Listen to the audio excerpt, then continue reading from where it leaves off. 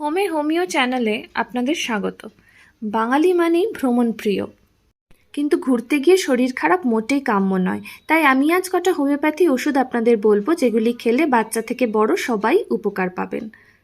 যদি খুব কাঁচা সর্দি হয় তখন অ্যাকোনাইটাম 200, আর যদি সর্দি বসে গিয়ে থাকে তবে ব্রায়োনিয়া 30, আর হজমের গণ্ডগোলের জন্য নাক্স ভূমিকা 30, আর যদি বমি বমি হয় তখন ইপিকাক 30,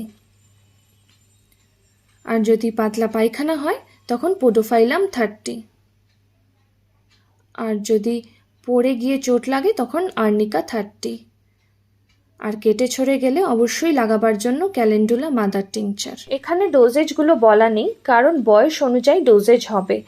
হোমিওর ফোন নাম্বার দেয়া আছে, ডেসক্রিপশন বক্সেও দেয়া থাকবে।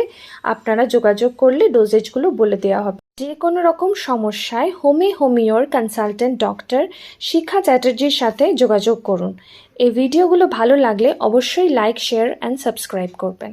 আর আমরা 24/7 আপনাদের পাশে আছি। আপনারা সুস্থ থাকুন, ভালো থাকুন।